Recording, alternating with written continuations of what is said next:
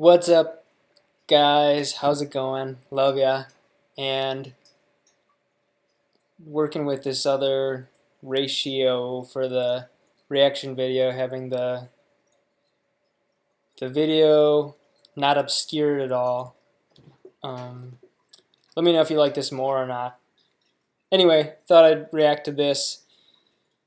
Most of my viewers are from outside of the USA, and they seem to a lot of people are very nice and respectful and wonderful, and we love that. I try to be honest with my reactions and try to say what I think. I'm not a shill for America. I don't think America is the best country in the world, although I do love America. I love being American. I think there are great things about it. I think there are negative things about it. I try to just be honest with what I think, and when I hear something, I try to analyze it. Anyway, I'd be curious to hear what people think in my reaction to this. Haven't seen this yet, but I thought, hey, it might be good to make a reaction. So let's check it out. Video about why the United States is so much better than Europe. This video came about after getting emails from Europeans for close to 3 years now telling me why the US sucks and Europe is so much better. I get these. I know where he's coming from. Listen, there's a lot of hypocritical people out there who are like, they claim that Americans constantly do this, but there's a bunch of Europeans that do this too. Let's just be nice. Let's all be loving, nice. All right? All the time. They often bring up some good, valid points, but they also like to hint at things like we're all just rude, arrogant, and dumb. That can be true about Americans, but that could be true about anyone. It's not like Americans have cornered the market on being rude. These people always act like they have it so much better in Europe, and the only thing the US has ever done was start wars. Honestly, that's like the general theme. That's what they always seem to go to, is we start wars. But US does have some bad things, and the US has some great things, just like Europe. Every country, every town, every village, and every neighborhood has its good and its bad. If you don't understand that, you're kind of dumb. So let's take a look in no particular order at some things that make the US a far better option than Europe. Number 10, World Wars. We don't have them. We never have. We hopefully never will. We just don't have world wars here in the United States. We've had a civil war, and we've had some other things. And before you do, stop typing. Yes, Pearl Harbor was part of World War II, and it was on American soil, but that was just an attack that took a couple hours. The Japanese also did take hold of some rock outcropping we had in the Bering Sea near Alaska. They stayed there for a couple months. We didn't even try and chase them out. But when it comes to world wars, no real combat on American soil other than those. We've joined other wars. Matter of fact, we've joined... It's a little funny that his first point is like, not entirely true. But, yeah. Joined 2 world wars in Europe to help Europe. I don't know if you Europeans remember, but there was this German guy with a funny little mustache, and he had plans for all of Europe and pretty much the entire world. If it wasn't for the United States, there's a good chance his dream would have come true. Over 100,000 U.S. servicemen lost their lives in combat during World War II. In World War I, it was about 116,000. So we may have started some wars in our history, but we sure have helped out Europe with a couple of theirs. Amen. You're welcome. And from the looks of it, might be a third one on the way. Number 9, amusement parks. That World War We already gave over $40 billion to Ukraine, by the way. War II thing, World War I, was kind of depressing, so let's look at amusement parks. We excel at amusement parks. Europe has some wonderful things to do, don't get me wrong, but we set the bar for amusement parks. The Six Flags That looks like crazy realistic. Wow. amusement parks are water parks, Disneyland, Disney World, Cedar Point, Hershey Park, Busch Gardens, Universal, King's Dominion, Kings Island, and one of my personal favorites growing up was Knott's Berry Farm. It's not the biggest and it's not one of the best, but it's just got a place in my heart, so it gets a mention. Euro Disney's nice, Euro Park, Port Adventura, Future Scope. Those are all nice, but it's nothing compared to what we got going on here in the United States. Okay, Legoland started in Europe, and that's pretty cool. We got some here in the United States, but we still blow everyone out of the water when it comes to amusement parks. Number 8, the U.S. economy. Funny he says that because I went to the Disney World in Paris. It was pretty good. If you don't know, the U.S. economy is huge. It's by far the biggest economy in the world. The United States annual GDP is about $21 trillion. I just want to say something here. Something that a lot of Europeans, I don't know, seem to not recognize is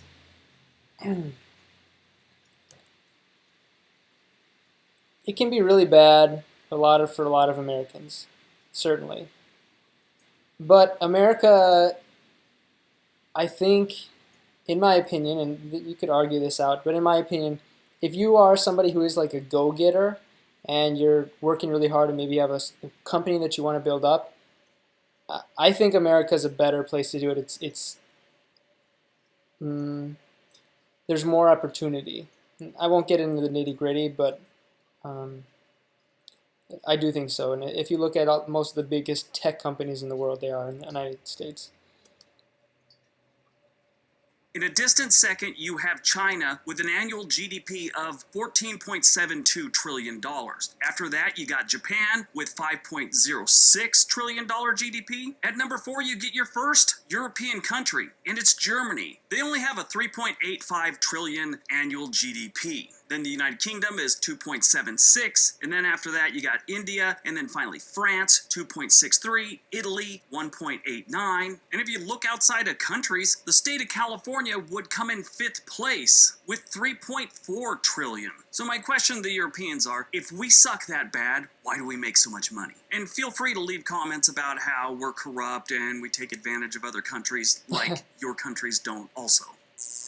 Number 7. Our technology. The United States has invented most of the really cool stuff. Sure, Europe has come up with the guillotine and the Iron Maiden, but the United States has come up with things like the personal computer in 1971, the weed whacker in 1971. 1972, we came up with the video game console. 72 also gave us the MRI. 73 gave us the cell phone. This is all before 1980. In 1978, we invented microwave popcorn. 1986, we gave you the 3D printer. 1990, Microwave popcorn, not that great. 1996, we gave you Google. 2005, we gave you YouTube. I should say 2004, we gave you Facebook also, but that's kind of working against us these days, it seems like, along with in 2006, Twitter showed up. We also gave you the COVID-19 vaccine. I know some of you don't think that was a good thing, but a lot of people do. Want to go way back? 1938, we invented the chocolate chip cookie. Take that, Europe. There's a few different vaccines, I believe, from a few different countries, but your croissant. Number 6, gas prices. Your gas prices suck, Europe, face it. I know you go by liters, and we're going to break it down for gallons, which we use here in the... This is really nitpicking here. I mean, is that something to be that proud of, gas prices? United States, and dollars, okay? I found a nice little chart that breaks it down as of May 1st, 2022. The highest gas prices in the world right now... I don't even care about this. I'm just going to skip this part. The United States is 84th in the world with $4.58 on average countrywide. Now this is the point. All right. I don't know what's going on with the video. This is the national average. Good thing you people in Europe like to ride bikes everywhere. Number 5, fast food. Now this is a strange one, I know, because fast food isn't really something you should be proud of, but I will tell you right now, every single European I know, that's one of the first things they say is our fast food is amazing. The variety and the flavor is awesome. I haven't heard that, but okay. You have great food in Europe. Don't get me wrong, I'm not trying to say that. You have a lot of really classic cuisine, you know, I mean, the Italian... I'm going to go ahead and say this is a negative. I mean, I'm very health conscious, so... I guess it's person to person. I think that this is a strike against America, personally, knowing just how bad almost all fast food is. But I think fast casual is good, like Chipotle. And stuff you got going on in Italy, France, amazing. I could really do without German food, but still, you know. But Americans that go over there, they bring that up all the time, and Europeans that come over here talk about how amazing our fast food is. Again, it's unhealthy. It's probably why we're one of the largest countries in the world as far as chubby people go, but still, it tastes great. We have a wide variety. It's something that's kind of awesome. Number 4, modern music. Jazz, blues, rock and roll, rap, hip-hop. As far as modern music goes, it all started here, and anything that was done in Europe was basically a new version of something that came from the United States. Prove me wrong. I think there's way too much overlap with music, and I think there are, I mean, arguably the best group ever was the Beatles. So I, I would say this is at least very questionable point. Now, if you go way back in music, Mozart, Wagner, Chopin, Bach, those are all great. But what have they done for us lately? I mean, they haven't done much for us lately because they all died like in the early 1900s or late 1800s or even earlier than that. They haven't done much for us lately. But modern music is where the United States shines. What is considered to be the first rock and roll song ever was done by Ike Turner and Jackie Breston. They wrote a song called Rocket 88, and that is considered to be the first rock and roll song ever. If it wasn't for that, and then Elvis taking that type of music, and Buddy Holly and people like that, we wouldn't have had the Beatles or the Rolling Stones or some version of that. Again, don't get me wrong, there has been some amazing modern music that's come out of Europe, but yeah, we started it. Number 3, the landscapes. Now this one's going to be up for an opinion because Europe does have the Alps, amazing rivers like the Rhine, Lake. Oh boy, this is a bad point. Yeah, Europe has a ton of beautiful places.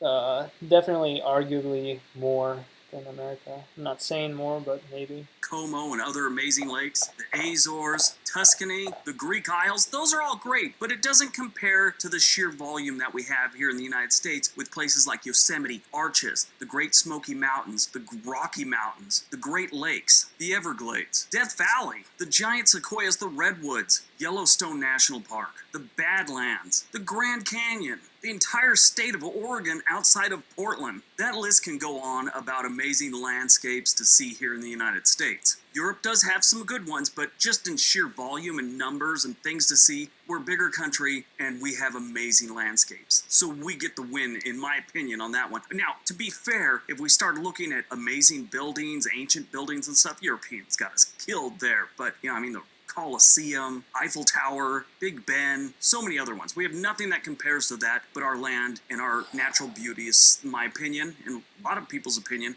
so much better.